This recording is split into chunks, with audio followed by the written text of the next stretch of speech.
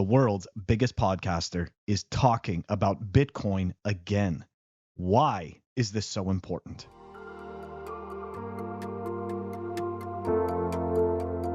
Welcome back, everyone. Hope you had a good weekend despite the barrage of terrible news. We're not going to get into it because this is a Bitcoin show. Okay, that's what we're talking about. Anyways, here's a tweet from Gandalf, BTC Gandalf, which, I mean, a lot of people put out this tweet of the Joe Rogan experience, but we're going to credit it to BTC Gandalf. He's a fellow Bitcoiner and a good dude. So anyways, all right, let's dive into it. So essentially what's happening here is that Joe Rogan, okay, who, for the people who don't know, has the biggest podcast platform in the world. He's got an estimated, I think, 11 million viewers per episode, just to give people an idea here. Anyways, this is a discussion that Joe Rogan is having with some guy named Khalil. I know I probably should know who that is, but I don't. It doesn't really matter to me. But anyways, I think what's really important, though, is the way in which he is discussing Bitcoin. Anyways, let's take a listen to this first, and then we're going to switch to another clip with Sam Altman, who is the creator of WorldCoin. Yeah, interesting. I think of Bitcoin the same way I think about the early internet. I think they didn't see it coming, and now it's a viable form of currency. You can actually buy things with it, and I think the government is freaking out. I think what they're going to try to do is they tried to do some shit with the internet during the Obama administration, where they were going to try to censor the internet, and it fell apart because people were furious in the uproar, and they thought the political repercussions of it were not worth it. Like the juice wasn't worth the squeeze, so they backed off of it.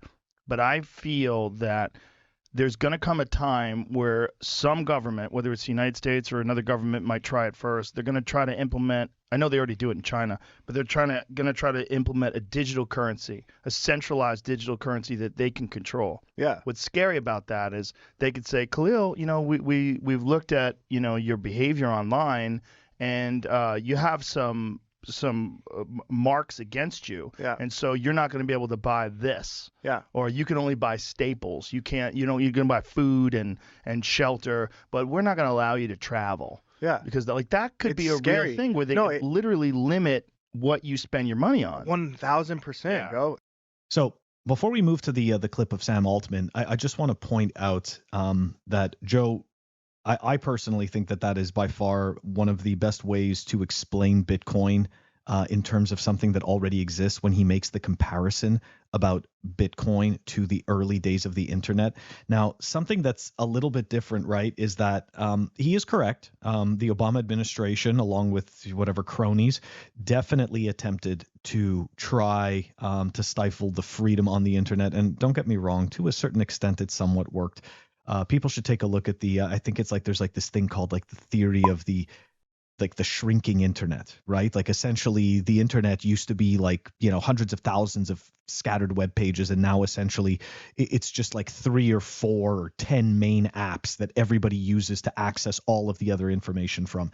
Anyways, the point is, though, is that the U.S. government really, sure, the internet posed a bit of a threat in terms of centralizing and the dissemination of information, but it's got nothing. It does not hold a candle to the money printing, okay? All of their power comes from the money printing and the monopoly on violence, which the internet, sure, it causes some headaches, but it doesn't print money.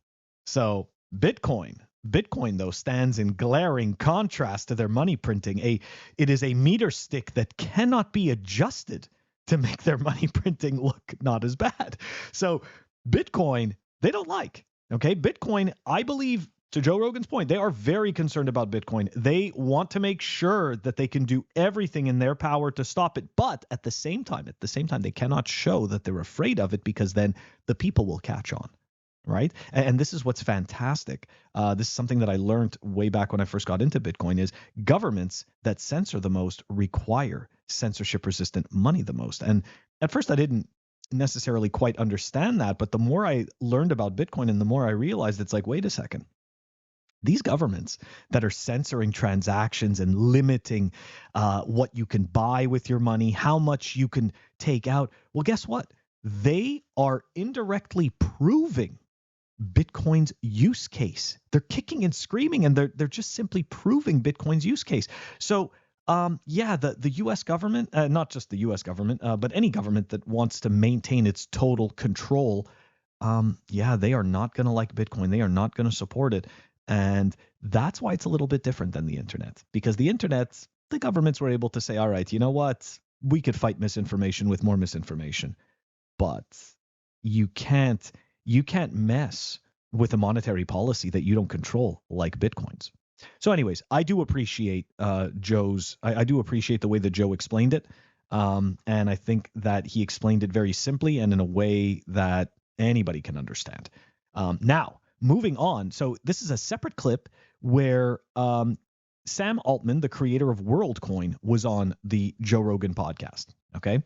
And I just want to explain. I just want to show the difference of the wording. Now, keep in mind, right? Like I just said, he created WorldCoin. So Sam Altman is incentivized to shill you the idea that Bitcoin is just the first iteration. So now let's play that clip.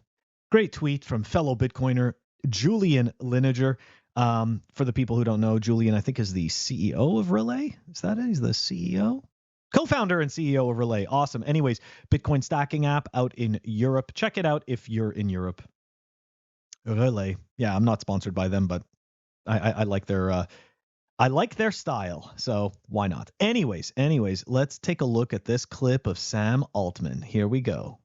I'm excited about Bitcoin too. Yeah, of course. But I think this idea that we have a global currency that is outside of the control of any government is a super logical and important step on the tech tree. Super important. And it's a step on the tech tree. See, because the thing is this, right? When you're a shitcoin grifter, okay, you have to constantly be creating the narrative that the next best thing is coming, okay? Bitcoin was good. It was a good start, okay? It's good base, but we need to build on it. We need other tokens that do other things. Like this is always this is the typical token grift. You know, like it's always, hey, I like Bitcoin. I like freedom. Come and take a look at my shitcoin. And they're just par for the course. So even though I know that, you know, and again, I'm not insulting, you know, this guy's intelligence or anything like that. I mean, clearly, you know, he's a very smart guy, right? But the problem is that none of us are better than our incentives. Okay. And if we can't get out of our own way and we can't keep our ego in check, then we are always going to want to make whatever this is about us individually. And the thing about shitcoins is that it allows every single person to be the king in their own little kingdom, to make their own little rules. But the thing is this, nobody else is living in your kingdom. No one is transacting with you in your kingdom. Nobody cares. And the only way you're going to get a bunch of serfs in your kingdom is by grifting them out of Bitcoin and into your little kingdom. So it's such crap. Going back to the original point, right? Why is it so important that Joe Rogan is talking about Bitcoin? 11 million people, the average of 11 million listeners per episode, the biggest podcast in the world. Okay. So love him or hate him, he's got a lot of eyeballs that are watching him.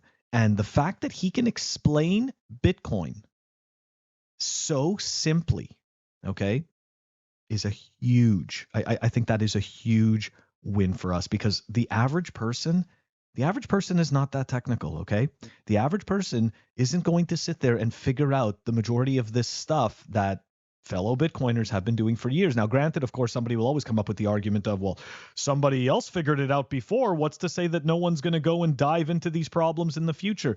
Indeed, there will always be a small number of people that love the tech and that want to dig deep and understand everything under the hood. The average person doesn't have the patience, doesn't have the time, and frankly doesn't give a shit.